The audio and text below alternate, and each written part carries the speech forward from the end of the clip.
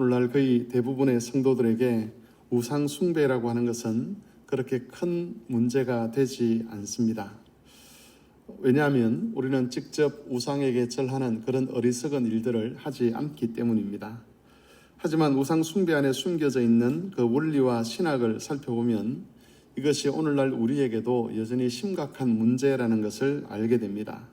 오늘 새벽에는 본문의 말씀을 통해서 우상 숭배에 담겨 있는 거짓된 신학이 무엇인지 살펴보고 그 우상 숭배를 극복할 수 있는 방법이 무엇인가를 간단하게 살펴보고자 합니다.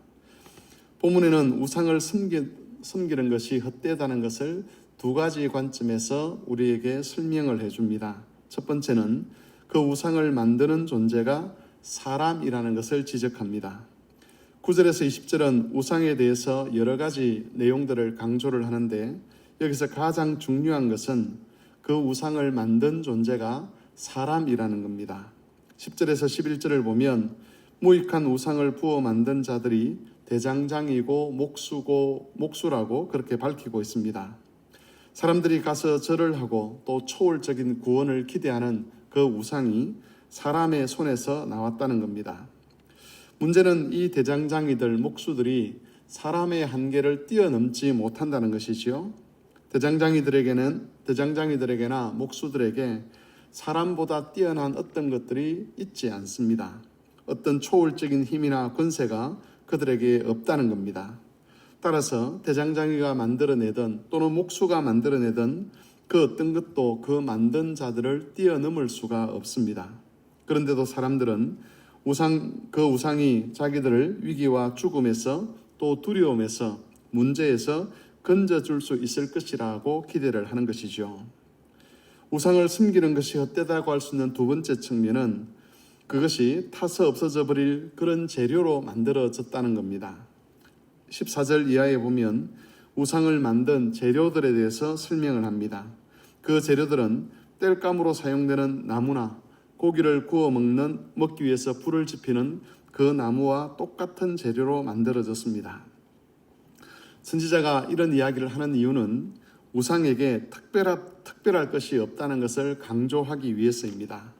우상의 모양을 보면 뭔가 신비한 것이 있는 것처럼 또 뭔가 아름다움이 있는 것처럼 또 두려워해야 될 것이 있는 것처럼 그렇게 보이기도 하지만 사실은 불에 던지면 불타는 나무와 아무런 차이가 없다는 겁니다. 그런데도 사람들은 그 우상 앞에 가서 엎드려 경배하고 그것에게 기도를 하고 그것을 자신의 신으로 삼으려고 합니다. 왜 그렇게 되었는가에 대해서 20절에서 선지자는 우리에게 밝혀주고 있습니다.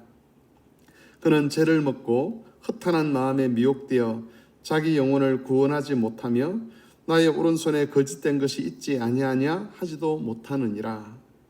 여기서 선지자는 사람들의 상태가 허탄한 마음이 미혹된 상태다라고 그렇게 밝히고 있습니다. 이 말의 의미는 마음이 거짓 것에 속아서 진리에서 벗어나 있다는 뜻입니다. 사람들의 마음이 거짓된 것으로 덮여 있다는 것이죠.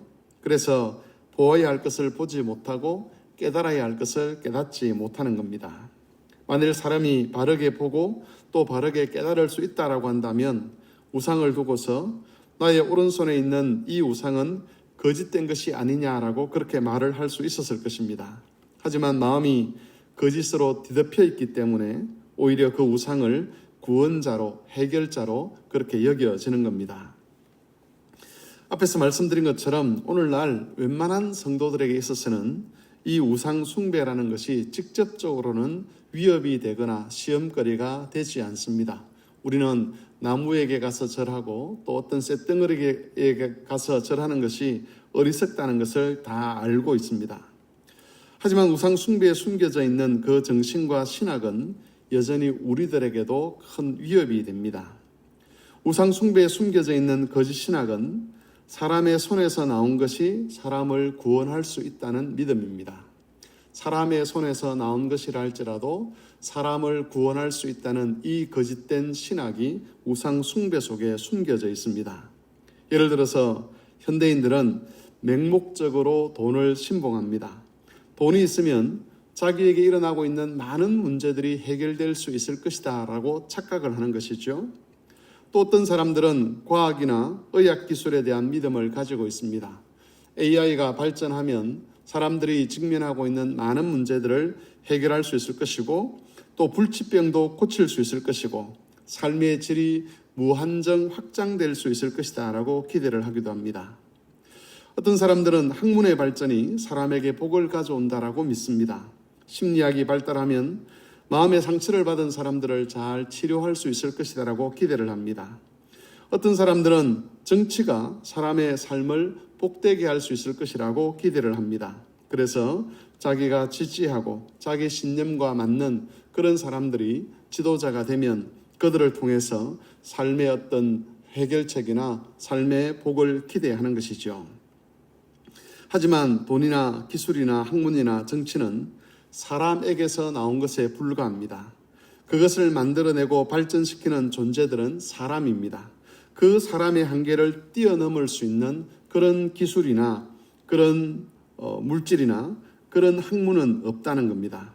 아무리 좋은 것을 만들어낸다 할지라도 사람이 갇혀있는 그 한계를 벗어날 수가 없습니다. 그런데도 현대인들은 고대인들이 마치 우상에게 기대를 하듯이 그런 것들에게 기대를 걸고 있습니다. 이런 현상은 고대인들과 마찬가지로 현대인들 역시 그 마음이 거짓으로 덮여있기 때문입니다. 그 마음이 거짓된 것으로 덮여있기 때문에 사람이 만들어내는 것의 한계를 보지 못하는 것이지요. 지금까지 많은 일들을 해왔지만 그런 것들이 사람을 참 생명으로 참 안식으로 이끌지 못하고 있다는 것을 역사를 살펴보면 분명히 알 수 있음에도 불구하고 여전히 깨닫지 못하는 이유는 그 마음이 거짓된 것으로 뒤덮여 있기 때문에 그렇습니다.